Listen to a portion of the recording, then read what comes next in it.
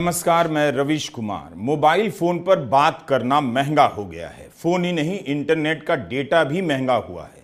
आखिर सरकार क्यों चाहेगी कि महंगाई के इस दौर में आपका फोन महंगा हो जाए, इंटरनेट का डेटा महंगा हो जाए? फोन और इंटरनेट की इस महंगाई को आप हाल ही में लागू टेलीकॉम एक्ट के प्रावधानों के साथ मिलाकर देखिए और प्रस्तावित ब्रॉडकास्ट बिल के पीछे की नीयत को भी जोड़कर देखिए।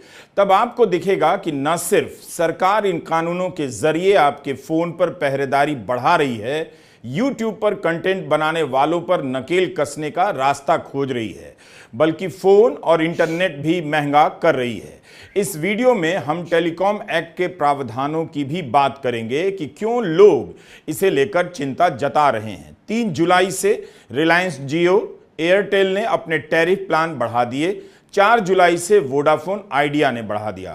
तीनों ने एक साथ फैसले का ऐलान किया है। कांग्रेस प्रवक्ता रणदीप सुरजेवाला ने बाकायदा एक हिसाब जोड़कर बताया कि इस वजह से भारत के आम फोन उपभोक्ताओं की जेब से एक साल में करीब 35,000 करोड़ रुपए निकाल लिए जाएंगे। कांग्रेस का कहना है कि प्रधानमंत्री मोदी और टेलीकॉम सेक्टर की नियामक संस्था TRAI ने इसे कैसे होने दिया। 109 करोड़ फोन उपभोक्ताओं पर एक साल में करीब 35,000 करोड़ का बोझ डालने से पहले सरकार या TRAI ने कोई अध्ययन भी कराया है? क्या इस वृद्धि को चुनाव के कारण रोक कर रखा गया कि जनता नाराज ना हो जाए? सभी सेलफोन कंपनियों ने औसतन 15 से 20% की वृद्धि कैसे कर दी? इतनी समानता कैसे आ गई?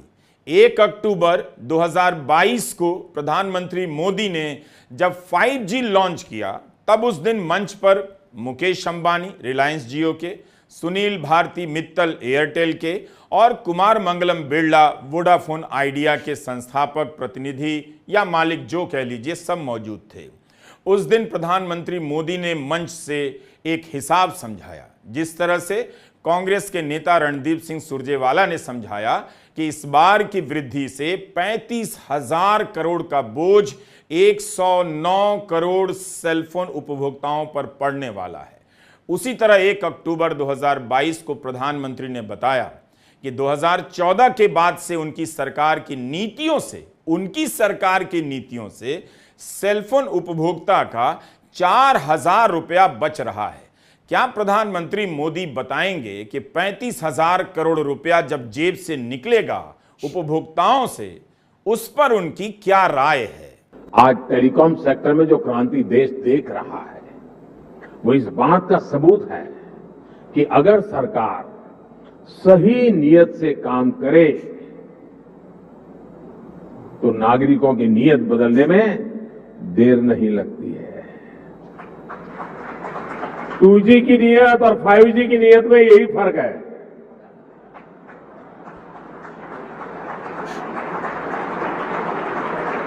देर आए दुरुस्त आए।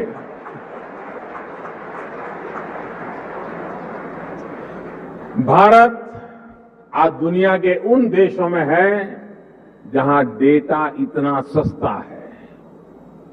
पहले 1 GB डेटा की कीमत जहां 300 रुपये के करीब होती थी, वहीं आज 1 GB डेटा का खर्च केवल 10 रुपये तक आ गया है। अगर प्रधानमंत्री मोदी डेटा महंगा होने को 2G के घोटाले से जोड़ रहे हैं, तो इस बार जो महंगा हुआ है उसके बारे में इतना तो साफ कर ही दें कि टैरिफ बढ़ने में किसी घोटाले का हाथ नहीं। आखिर फोन का डेटा सस्ता है तो सरकार श्रेय ले रही है। तो अब सरकार क्या कह रही है? कांग्रेस तो यही पूछ रही है कि जिस तरह से सेलफोन उपभोक्ताओं पर भार डाला गया, उनकी जेब से 35,000 करोड़ रुपए उड़ने वाले हैं, उस पर जवाब दीजिए। जनवरी 2023 में जब एयरटेल ने कुछ राज्यों में अपना सबसे सस्ता प्लान बंद कर दिया, तब IT मंत्री राजीव चंद्रशेखर ने बयान दिया कि इससे डिजिटल इंडिया के विकास में रुकावट पैदा होगी। आप इन पुरानी खबरों को देखिए तो तब कैसे उस समय के आईटी मंत्री राजीव चंद्रशेखर कह रहे हैं कि डेटा का दाम बढ़ना चिंता का कारण है। यह भी बयान छपा है कि हो सकता है कि मंत्रालय TRAI के पास जाए और कहे कि इसका अध्ययन किया जाए कि तात्कालिक और दूरगामी परिणाम क्या होंगे। तो इस समय के नए आईटी मंत्री को बताना चाहिए कि क्या युद्ध के कारण 3 कंपनियों ने डेटा का दाम बढ़ाया है या चुनाव बीत जाने के बाद किसी कारण से बढ़ाया है। जियो का एक लोकप्रिय प्लान है, हर दिन 1.5 GB डेटा का महीने का चार्ज 239 रुपए हुआ करता था। अब यह बढ़ने के बाद 299 रुपए महीने का हो गया। यही नहीं, कई मीडिया रिपोर्ट के अनुसार जियो के कम से कम 5 ऐसे प्लान हैं जिनमें अनलिमिटेड यानी असीमित नेट का विकल्प समाप्त कर दिया गया है। यानी आप जितना डेटा का इस्तेमाल करेंगे उतने का पैसा देना पड़ेगा। इससे तो व्हाट्सएप अंकिल को भी टेंशन हो रही होगी। कहीं ऐसा तो नहीं कि इन अंकिलों की अब जरूरत नहीं रही जो कश्मीर फाइल्स दिखाने के लिए, देखने के लिए हाउसिंग सोसाइटी के व्हाट्सएप ग्रुप में दिन रात मैसेज पर मैसेज ठेला करते थे। रिलायंस जियो, एयरटेल और वोडाफोन आइडिया ने महीने का चार्ज औसतन 20% महंगा कर दिया है, रणदीप सुरजेवाला ने बताया है।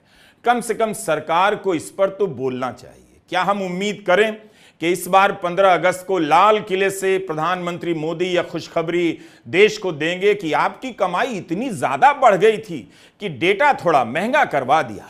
15 अगस्त 2023 को लाल किले से इस बात का ढिंढोरा पीटा गया था कि डेटा कितना सस्ता है। इंटरनेट का डेटा बहुत महंगा था 2014 के पहले। आज दुनिया का सबसे सस्ता इंटरनेट का डेटा का खर्चा हो रहा है। हर परिवार के पैसे बच रहे हैं। फोन और डेटा जब तक सस्ता है इसका जिक्र हर मंच से हो रहा था। जैसे ही यह महंगा हुआ, सरकार से लेकर गोदी मीडिया में चुप्पी पसर गई। केवल फोन का बढ़ा हुआ चार्ज मत देखिए, बल्कि हाल ही में लागू हुए टेलीकॉम एक्ट और प्रस्तावित ब्रॉडकास्ट बिल के पीछे की नीयत भी देखिए। क्या उन सभी उपभोक्ताओं को सजा दी जाएगी जिन्होंने गोदी मीडिया का कबाड़ देखना बंद कर दिया है और YouTube में अपनी पसंद की दुनिया खोज ली है, जहां गोदी मीडिया का एक विकल्प बनने लगा था और जनता के मुद्दों पर बात होने लगी थी। YouTube ने गोदी मीडिया का वर्चस्व खत्म कर दिया। तो क्या YouTube पर कंटेंट बनाने वालों के साथ साथ देखने वालों को भी सजा देने की तैयारी है कि अब महंगा फोन, महंगा इंटरनेट झेलिए, जैसे आप महंगा पेट्रोल कई साल से झेलते ही आ रहे हैं, जिसने हर आदमी की कमाई और बचत हवा में उड़ा दी। याद कीजिए, इस चुनाव के कुछ महीने पहले प्रधानमंत्री मोदी को आकर कहना पड़ा कि उनके YouTube चैनल को सब्सक्राइब कीजिए और बेल आइकन दबाइए, जैसे हम लोग कहा करते हैं। लेकिन क्या यह विचित्र बात नहीं कि भारत संघ के प्रधानमंत्री बेल आइकन दबाने और सब्सक्राइब करने की अपील कर रहे हैं। आप इस बयान को सुनिए। प्रधानमंत्री खुद को यूट्यूबर कह रहे हैं, तो एक यूट्यूबर के तौर पर उन्हें बताना चाहिए कि 3 जुलाई से इंटरनेट का डेटा जो महंगा हुआ है, क्या इससे वे खुश हैं? मेरे साथी यूट्यूबर्स, आज एक फेलो यूट्यूबर के तौर पर आपके बीच आकर मुझे बेहद खुशी हो रही है। मैं भी आपके जैसा ही हूं, अलग थोड़ा हूं। 15 वर्षों से मैं भी एक यूट्यूब चैनल के जरिए देश और दुनिया के साथ कनेक्टेड रहता हूं। मेरे पास भी बहुत सारे सब्सक्राइबर्स और उनका एक डिसीजन नंबर है। मुझे आप सभी से बात करके बहुत अच्छा लगा।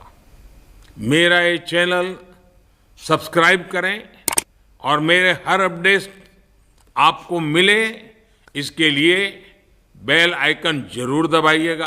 हमें नहीं भूलना चाहिए कि भारत दुनिया के उन देशों में शामिल है जहां सबसे अधिक इंटरनेट बंद किया जाता है। कुछ भी होता है, इंटरनेट बंद करो। यही नहीं, सरकार चाहे तो आसानी से किसी भी YouTube चैनल को बंद कर सकती है। तत्कालीन सूचना मंत्री अनुराग ठाकुर ने बताया था कि दिसंबर 2021 के बाद से मोदी सरकार ने 122 YouTube चैनलों को बंद करवा दिया। इसलिए टेलीकॉम एक्ट के प्रावधानों को आप ठीक से समझ लीजिए। लाइव लॉ में आर्यन पवार और वरुण प्रताप सिंह ने लिखा है कि भारत में पिछले 5 वर्षों में सबसे ज्यादा इंटरनेट शटडाउन देखा गया है। इस शटडाउन को कम करने के बजाय अब इस अधिनियम के जरिए उसे शटडाउन के और अधिक बेलगाम अधिकार मिल गए। यह आम भारतीय की गोपनीयता और अभिव्यक्ति की आजादी में बड़ी बाधा बनने वाला है। इनमें सबसे महत्वपूर्ण है के.एस. पुट्टास्वामी बनाम भारत सरकार का मुद्दा, जिसे आप निजता के अधिकार का फैसला नाम से जानते हैं। इस मामले में सुप्रीम कोर्ट ने कहा था, निजता का अधिकार जीवन और निजी स्वतंत्रता के अधिकार में ही शामिल है, जबकि टेलीकम्युनिकेशन एक्ट की धारा 20 को अगर सही से लागू नहीं किया जाता है तो यह निजता के अधिकार का उल्लंघन होगा। यानी बात घूम फिर कर वहीं पहुंच गई कि आपकी निजता, आपकी गोपनीयता आपकी नहीं रहेगी। कांग्रेस नेता प्रियंका गांधी ने भी टेलीफोन एक्ट पर सवाल उठाते हुए 30 मार्च को एक ट्वीट किया। अपने इस ट्वीट में प्रियंका गांधी ने सरकार पर आरोप लगाते हुए सैटेलाइट ब्रॉडबैंड स्पेक्ट्रम में हजारों करोड़ रुपए के घोटाले का आरोप लगाया।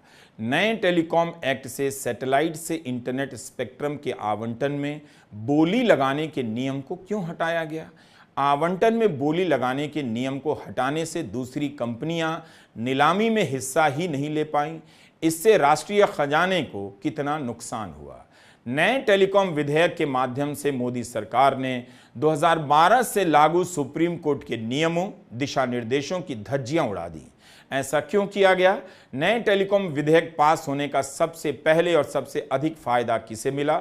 इलेक्टोरल बॉन्ड के नाम पर चंदा दो धंधा लो के जिस बड़े रैकेट का पर्दाफाश हुआ है, उसमें लाभार्थी कॉरपोरेट कंपनियों से बीजेपी को मिले 150 करोड़ रुपए के चंदे का क्या योगदान है? और इसी कड़ी में है प्रस्तावित ब्रॉडकास्ट बिल। उस पर अलग से बात करेंगे, लेकिन आप देख रहे हैं कि मोबाइल फोन आपके लिए मुसीबत बनने वाला है। अभी ही लोग जरूरी बात करते समय फोन बंद कर देते हैं, मिलकर बात करने लगे हैं। यह जो भ्रम था कि मोबाइल फोन आपकी आज़ादी के लिए है, आपको आज़ाद करता है, लेकिन यह भ्रम टूट चुका है। अब यह आपके लिए खतरनाक होता जा रहा है। इस्तेमाल से पहले नियमों और प्रावधानों को ठीक से समझ लीजिएगा। इसमें धर्म की राजनीति आपके काम नहीं आएगी। फिलहाल यह सवाल पूछते रहिए कि जिस समय आटा महंगा हो रहा है, उसी समय डाटा भी क्यों महंगा हो रहा है? क्या संबंध है? खाने पीने की चीजें महंगी हो रही हैं, वैसे भी जनता पर मोबाइल की यह महंगाई क्यों थोपी जा रही है? यूट्यूब से आपको दूर करना और यूट्यूबर पर लगाम लगाने का रास्ता निकालना, यह सब देखते रहिए। आपका देखना ही किसी को अब अच्छा नहीं लग रहा। गोदी मीडिया का कबाड़ अमृत की तरह बिक नहीं रहा। इतना तो समझ लेना चाहिए कि जनता तब भी जनता थी, हुआ करती थी, तब भी जागा करती थी जब टीवी नहीं था, इंटरनेट नहीं था। बल्कि इतिहास उठाकर देखिए, उस दौर में भी जनता ने बड़े बड़े बदलाव किए हैं। इसलिए सरकार को लगाम लगाने की फालतू की नजरों से बचना चाहिए। इस चक्कर में सरकार ही बेलगाम होती चली जाएगी और यह सरकार के चाटुकारों के लिए भी खतरनाक हो जाएगा। सबसे पहले गुलाम उसे बनाया जाता है जो जनता पर गुलाम समझकर हंटर चलाता है। मेरी इस बात को हाथ से लिखकर अपने पर्स में रख लीजिएगा। नमस्कार, मैं रवीश कुमार।